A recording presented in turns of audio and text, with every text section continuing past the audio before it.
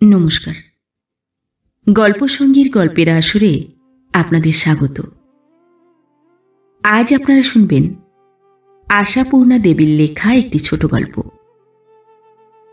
আজকের গল্প ছোট লোক।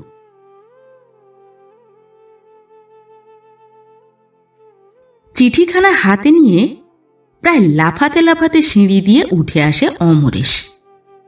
উৎফুল্ল চিৎকারে ডাক পাড়ে, মা মা। অমরেশের ছোট ভাই অলোকেশ দালানে খাবার টেবিলের উপর চাদর বিছিয়ে জামা ইস্ত্রি করছিল। দাদার দিকে তাকিয়ে বলে ওঠে, কি হলো, স্টেট লটারির ফার্স্ট প্রাইজটা মেরে দিলে নাকি দাদা? অমরেশ হেসে ফেলে, তোর তো সবসময় আমার লটারির ইয়ে নিয়ে ঠাট্টা। নিজেও তলে তলে কিনতে ছাড়িস না, তা জানা আছে। মা কই তাই বলতো, গেছেন কোথায়? কোথায় আর, সেই মার সাধের বান্ধবী মন্টুর মার সঙ্গে ভাগবত পাঠ শুনতে গেছেন। খুকু? খুকু সে তো অনিমা বৌদিদের সঙ্গে সিনেমা দেখতে গেছে। অমরেশ চঞ্চল গলায় বলে, আহ, এদের খালি সিনেমা আর ভাগবত পাঠ। এখন তো তোড় জোর করে কাজে লাগতে হবে, বিয়ের বাজার সোজা তো নয়, দিন তো প্রায় এসেই গেল। অলোকেশ জামার উপর জোরে জোরে ইস্ত্রি ঘষতে ঘষতে অবহেলায় বলে, বিয়ের বাজার করতে যে জিনিসটা দরকার সেটা কই? অমরেশ এ প্রশ্নে পায়ের তলায় মাটি পায়। যে কথাটা ফলাও করে বলবার জন্যে ছটফটিয়ে নিচের তলার বসবার ঘর থেকে দোতলায় উঠে এসেছে, সেটা বলবার খেইটি হাতে পেয়ে যায়। সত্যি মাথার উপর কাজটা ঝুলছে খাঁড়ার মতো, অথচ হাতে নেই টাকা।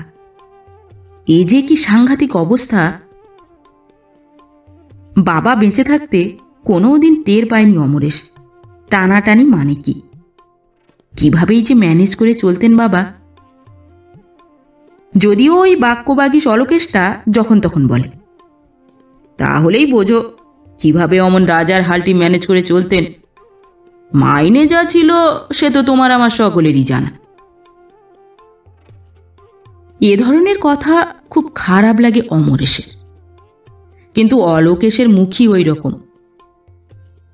আরে বাবা, বাবা যেভাবেই ম্যানেজ করে থাকুন, বাবার আমলের এই দোতলা বাড়িখানা আছে বলেই না আজ রাস্তায় গিয়ে দাঁড়াতে হয়নি। মাথা গুজে থেকেও একতলার দুখানা ঘরে ভাড়াটে বসিয়ে কিছু আয়ও হচ্ছে। তুমি তো বাপু নবাব সিরাজউদ্দৌলা, তোমার মতবাদের গজদন্ত মিনারে বসে শুধু বড় বড় বুলি আওড়ানো ছাড়া এখনো পর্যন্ত সলিড কিছুই করতে পারোনি। যা করে এই দাদা, তাও এমনি যা হোক চলছিল। বোনের বিয়েটা আসতেই না মাথায় হাত পড়েছে। মাও যেন এই একটি ভালো পাত্রের সন্ধান পেয়ে অবুঝে রাজা হয়ে বসে আছে। টাকা নেই, কি করে হবে এ কথা শুনতে তিনি রাজি নন। তাই না অমরেশ নিরুপায় হয়েই। ভাইয়ের কথায় অমরেশ মহোৎসাহে বলে, আরে সেই কথাই তো বলছি, এসে গেছে টাকা। অলোকেশ হাত থামিয়ে বলে ওঠে, দাদা তবে যে বললে লটারির প্রাইজ নয়। অলোকেশ যেন আহ্লাদে টকবক করছে, তাই তার কথার ভঙ্গিতেও সেই টকবকানি। আরে বাবা, লটারি লটারি করেই গেলি তুই, এ অন্য ব্যাপার। তোরা তো বাবা বড় লোকের নাম শুনলেই তার চামড়া ছাড়িয়ে নিতে চাস, তাকে ফাঁসি কাঠে চড়াতে চাস। সোজা বলে দিস বড় লোক মানেই ছোট লোক, কিন্তু সব বড় লোক তেমন নয় রে। অলোকেশ আবার হাত চালাতে চালাতে ঠোঁট বাঁকিয়ে হেসে বলে, নয় বুঝি? তা হঠাৎ কোন মহানুভাবের সন্ধান পেলে? অমরেশের মুখে একটি দিব্য জ্যোতি ফুটে ওঠে। পেয়েছি হে পেয়েছি। আমাদের সেই পানু কাকার কথা মনে আছে তোর? আসানসোলের পানু কাকা। বাবা থাকতে মাঝে মাঝে আসতেন, অবস্থা এমন বিশেষ কিছু ছিল না, কিন্তু তিনি না এখন কি সব ব্যবসা ট্যাবসা কারবার টারবার করে বিরাট বড়লোক হয়ে গেছেন। গেছেন বুঝি? অতি উত্তম। অলোকেশ ইস্ত্রি করা জামাটা পাট করতে করতে অবজ্ঞার গলায় বলে, কারবার মানেই তো চোরা কারবার। ব্যাস, হয়ে গেল রায় দেওয়া। অমরেশ অসন্তুষ্ট গলায় বলে, তোদের যে কি এক বদ্ধমূল ধারণা হয়ে বসে আছে, কান দিয়ে সবটা না শুনেই। শোনবার দরকার নেই দাদা, কে কোথায় কিভাবে বড়লোক হচ্ছে তা নিয়ে আমার কোনো মাথা ব্যথা নেই। অলোকেশ অমরেশের থেকে বছর আষ্টেকে ছোট ভাই, তবু ওর কথাকে উড়িয়ে দেবার মতো মনোবল কেনই যে নেই অমরেশের। অমরেশ তাই হতাশ গলায় বলে, আরে বাবা, মাথা ব্যথা কি আমারই ছিল, কিন্তু মাথায় পাহাড় পড়লে আপনি মানে খুকুটার বিয়ে ঠিক হয়ে গেল, অথচ ঘরে নেই টাকা। ভেবেই পাচ্ছি না কি করি। মার কাছেও মুখ দেখাতে পারছি না। মার ওই কোলের মেয়ে, তার বিয়েতে মা কেনাকাটা করতে বেরোতে পারছেন না। ভেবে ভেবে অস্থির হয়ে যা থাকে কপালে বলে পানু কাকাকে একটা চিঠি লিখে বসেছিলাম, 1,000-5 টাকা ধার চেয়ে। আছে তো লাখ লাখ। ধার চেয়ে? অলোকেশ কাঁধ দুটো নাচিয়ে বলে, কেন, শহরে কোনো লোন কোম্পানি ছিল না তাই আত্মীয়ের কাছে ধার চাইতে গেলে? অমরেশ একটু দমে যায়, লাজুক গলায় বলে, আরে বাবা, শুধু হাতে আমায় কোন কোম্পানি ধার দেবে? তাছাড়া যেখানেই ধার নেব সুদ দিতে হবে না? এ বাবা, আমি গোড়াতেই লিখে দিয়েছি, পানু কাকা, খুকুর বিয়ে, কিছু ধার চাই, কিন্তু সুদ টুদ দিতে পারবো না। তবে যত শিগগির পারি শোধ দেবার চেষ্টা করব। পাবো কি না পাবো বলে ভয়ে ভয়ে বাবা চিঠির কথাটা তোদের কাছে ভাঙিনি, শেষে গায়ে ধুলো দিবি। তা দেখলাম না, পৃথিবী একেবারে নষ্ট হয়ে যায়নি, মহানুভব লোকও আছে কিছু কিছু। চিঠি পাওয়ার সঙ্গে সঙ্গে একেবারে 5,000 টাকা চেক, আর তার সঙ্গে এই চিঠি। খাম থেকে চিঠিটা আর চেকটা বার করে অমরেশ এগিয়ে ধরে বলে, নে পড়, পড়লে ধারণাটা বদলাবে তোর। বুঝবি, পয়সা হলেই মানুষ অমানুষ হয়ে যায় না, তোদের তো তাই ধারণা। অলোকেশ চেকটা উল্টে পাল্টে দেখে, কিন্তু চিঠিটা নেয় না। বলে, পড়ে আর কি করব, সুদটা ছাড়তে পারবেন না, এটাই বলেছেন তো? এই দেখো, 7 কাণ্ড রামায়ণ শুনে সীতাকার পিতা। এতক্ষণ কি বলছি তবে? লিখেছেন, সুদের কথা উল্লেখ করার জন্যে তোমার 6 মাস জেল হওয়া উচিত। ওরে বাপ! অলোকেশ দু কাঁধে আরো একরকম ভঙ্গি করে বলে ওঠে, এ যে একেবারে নাটকীয় অবলাপ। তাহলে সুদ নিচ্ছেন না? তবে অবশ্যই বলতে হবে মহানুভব। ঠাট্টার কথা নয় হলো, অমরেশ গাঢ় স্বরে বলে। শুধু তাই নয়, লিখেছেন যত শীঘ্র পারবে শোধ করবে, এমন কথা কেন? ধীরে ধীরে যতদিনে পারো দেবে, তারা কি? ঈশ্বর ইচ্ছে ওই কটা টাকার জন্যে আমার কিছু আটকা পড়বে না, অথচ তোমার পক্ষে তাড়াতাড়ি করায় খুব অসুবিধে। অলোকেশ এবার একজোড়া মোজা এনে ইস্ত্রি করতে করতে মুচকি হেসে বলে, যাক, উদারতার ছুতোয় বেশ একখানা চাঁটি বসিয়ে হাতে সুখ করে নিলেন। অমরেশ অবাক হয়ে বলে, তার মানে? তার মানে? মানেটা বুঝতে পারলে না? তা তুমি যে পারবে না সেটা বুঝেই লিখতে সাহস করেছেন। এ আমায় লিখতে এলে দেখিয়ে দিতাম। দাদা, বুঝতে পারলে না? ওই মাখন বুলানো কথাটির মধ্যে কেমন একখানি ছুরির খোঁচা। আমার ওই কটা টাকার জন্য কিছুই আটকা পড়বে না, কিন্তু তোমার প্রাণ যাবে, কারণ আমি বড় লোক, তুমি হতভাগা কেরানি। ছাঁটি মারা ছাড়া আর কি। অমরেশ রেগে ওঠে। অমরেশ উত্তেজিত গলায় বলে, তোর তো সবসময় পেঁচোয়া বুদ্ধি। কখনো পানু কাকা ওইসব ভেবে লেখেননি। সরল সাদা মানুষ, যা সত্যি তাই বলেছেন। তবু তো সবটা শুনলেই না। ওই 5,000-এর মধ্যে 2,000 টাকা খুকুর বিয়েতে তার পানু কাকার স্নেহ উপহার বলে নিতে বলেছেন। একটা গহনা টহনা যা কিছু হতে পারে। বলেছেন সেটা আর ধারের খাতায় বসবে না। তার মানে শোধ দিতে মাত্র বাকি 3,000, তাও যত দিনে পারি। ভাবতে পারিস এ যুগে এরকম মহত্ব দেখাবে কেউ? এই তো আমাদের নিজেদের মামারাই তো রয়েছেন পয়সাওয়ালা। মামাদের নাম আর আমার সামনে তুলো না দাদা, অলোকেশ বলে। আমার আবার মেজাজ ভালো নয়, কি বলতে কি বলে বসবো। আমরা 4 ভাই মিলিয়ে বরের জোটটি দিব, শুনেছ সে কথা? অমরেশ নিজের সপক্ষে আরো যুক্তি পেয়ে উৎসাহিত হয়ে বলে ওঠে, তবে বলবো না, পানু কাকার মতো হৃদয়বান আজকের বাজারে দুর্লভ। কি সম্পর্ক বল? বাবার দুঃসম্পর্কের পিস্তুত ভাই। আমাদের ভালোবাসেন বলেই দেখ এখনো বরাবর পুজোর সময় মাকে প্রণামী বলে টাকা পাঠান।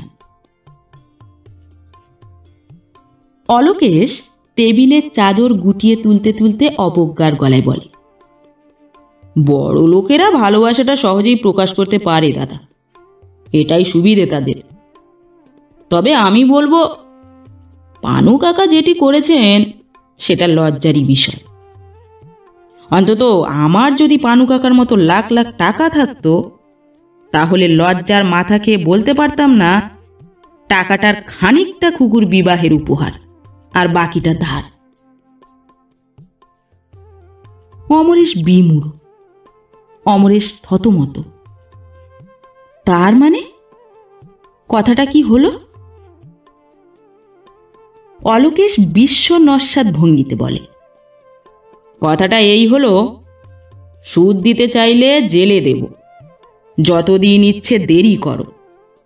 এই সব নাটুকে ন্যাকামি না করে ওর বলা উচিত ছিল টাকাটা খুকুর বিয়েতে আশীর্বাদী হিসেবে দিলাম। হ্যাঁ? অমরেশ আলগা ছাড়া ছাড়া গলায় বলে, বলিস কি তুই? ওই 5,000 টাকা পুরো? অলোকেশ এখন টুলে বসে বসে পা দোলাতে দোলাতে বলে, তাতে অবাক হওয়ার কি আছে দাদা? পানু কাকার যা ব্যাপার বললে, তাতে তো 5,000 টাকা ওর হাতের ধুলো। অমরেশ বিচলিত গলায় বলে, তা বলে 5,000? মনে আছে আমরা পানু কাকার মেয়ের বিয়েতে একটা 30 টাকার শাড়ি পাঠিয়েছিলাম? অলোকেশ অম্লান বদনে বলে, সে কথা ছাড়ো, তোমার পক্ষে সেটাই বেশ কষ্টকর হয়েছিল দাদা। অন্তত 5-7 দিন বাজার খরচে কাট মারতে হয়েছিল তোমায় তার জন্যে। সেটা মনে আছে তো? ওর হবে তা? তা সত্যি, অমরেশ বিমনা ভাবে বলে। কথাটা বলেছিস মিথ্যে নয়। মেয়ের বিয়েতে যা খরচা করেছিলেন শুনেছিলাম 1,00,000 কাছাকাছি। আবু পিসিরা গিয়েছিলেন তো? অলোকেশ 2 হাত উল্টে বলে, তবেই বোঝো, খুকুর ছেলেবেলায় যখন আসতেন টাসতেন খুব তো খুকু খুকু করতেন। সেটা ভেবে ওটার সবটাই খুকুর বিয়েতে দিলাম বললে শোভন হতো না? ওর অবস্থার অনুযায়ী হতো না? অমরেশ দোদুল্যমান কণ্ঠে বলে, হতো তো নিশ্চয়, তবে এ বাজারে কি আর তা করে বল? করে না ঠিকই, তবে তুমি তোমার পানু কাকার মহত্ব, উদারতা, হৃদয়বত্তা ইত্যাদি দেখে একেবারে নদের নিমাই হয়ে দু বাহু তুলে নৃত্য করছো কিনা তাই বলছি। অমরেশ লজ্জায় মুষড়ে পড়ে। অমরেশ বুঝতে পারে ওই তুচ্ছ ব্যাপারে এতটা বিগলিত হওয়াটা তার খুব হাস্যকর হয়েছে। অমরেশ লজ্জা ঢাকতে অবহেলার গলায় কথা বলে এবার। হ্যাঁ, অমনি দুবাহু তুলে নৃত্য করতে বসেছি আমি। চিঠিখানা লিখেছেন বেশ নরম করে, তাই একটু আহ্লাদ হলো। তা নইলে সত্যি শিগগিরই হোক আর দেরিতেই হোক ওই ৩,০০০ টাকা সুদ তো দিতে হবে আমায়। ছেড়ে কথা তো কইবেন না। অমরেশের কথার সুরে মনে হয় যেন ওই পানু কাকা নামের লোকটা হঠাৎ জবরদস্তি করে একটা ভারী অঙ্কের ঋণ অমরেশের ঘাড়ে চাপিয়ে দিয়েছেন। অলোকেশ এখন পা দোলাতে দোলাতে বলে, যাক, তবু মূল তত্ত্বটা চৈতন্যে প্রবেশ করেছে। নরম করে চিঠি, ওটাও বড় মানুষদের একটা আর্ট, বুঝলে দাদা? তুমি যে সবাইকেই নিজের মতো ভাবো, উনি যে কি পরিমাণ সদাশয় সেটা তুমি বুঝবে কিসে যদি অমন কথার ফুলঝুরি না ছড়ান। চক্ষু লজ্জার বালাই থাকলে অত ধানাই পানাই করবার দরকারই হতো না। সোজা একটি লাইন লিখে ছেড়ে দিতেন, খুকুর বিবাহে আশীর্বাদী, ইতি পানু কাকা। আমার যদি অনেক টাকা থাকতো দাদা, তাহলে দেখিয়ে দিতে পারতাম হৃদয়বান কথাটার মানে কি। অমরেশ খেতে বলে, সে কথা আর বলিস নে, ভগবান মেরে রেখেছে, দেখাতে তো পারলাম না জীবনে। তবে হ্যাঁ, তুই ঠিক কথাই বলেছিস, টাকাটা পানু কাকা দিয়ে দিলেই পারতেন। অলোকেশ জোর গলায় বলে, পারতেন না পারা উচিত ছিল? এটা উনি বুঝতে পারেননি? তোমার মতো অভিমানী লোক নেহাত নিরুপায় না হলে আত্মীয়ের কাছে ধার চাইতে যায় না। অমরেশ ভারী মন মরা হয়ে যায়। অমরেশ যেন এতক্ষণে ঘটনার স্বরূপটা বুঝতে পারে। পানু কাকা বুঝেছেন সবই, অথচ না বোঝার ভান করে অত কথার ফুলঝুরি ছড়িয়েছেন। সত্যি, যাদের এত আছে তাদের নজর যে কেন এত ছোট হয়। একবার তো ভাবতে পারতিস তুই, আমার কাছে ১,০০০ টাকা কিছুই নয়, অথচ অমরেশের কাছে হিমালয় পাহাড়। দিব্য দৃষ্টি খুলে যায় অমরেশের। সেই খোলা চোখে দেখতে পায় যে অলোকেশের কথা বর্ণে বর্ণে সত্যি। পয়সাওয়ালা লোকেদের মধ্যে স্নেহ, ভালোবাসা, বিবেক, বিচার, সহানুভূতি, মানবিকতা কিছুই থাকে না, থাকে শুধু শো। পানু কাকাও তাছাড়া আর কিছুই নয়, আসলে ১ নম্বর ছোট লোক। ক্রমশই বুঝতে পারে অমরেশ, পানু কাকার মতো চালবাজ, চক্ষু লজ্জা শূন্য, হৃদয়হীন লোক বেশি নেই। এই লোকটাকে হঠাৎ না বুঝে সুঝে ভালো লোক ভেবে ফেলার লজ্জায় মরমে মরে যায় অমরেশ।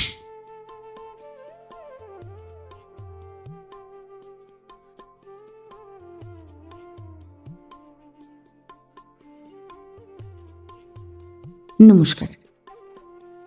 পরবর্তী গল্প নিয়ে খুব শিগগির ফিরে আসছি। ততক্ষণ সবাই ভালো থাকবেন, সুস্থ থাকবেন। গল্প পাঠ ভালো লাগলে ভিডিওটিতে একটি লাইক করবেন এবং ভিন্ন ভিন্ন স্বাদের অডিও স্টোরি শোনার জন্য অবশ্যই চ্যানেলটিকে সাবস্ক্রাইব করবেন। ধন্যবাদ।